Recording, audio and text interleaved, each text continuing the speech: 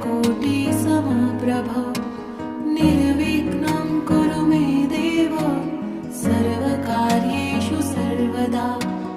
वक्रतुण्ड महाकाय सूर्यकोटिसमप्रभ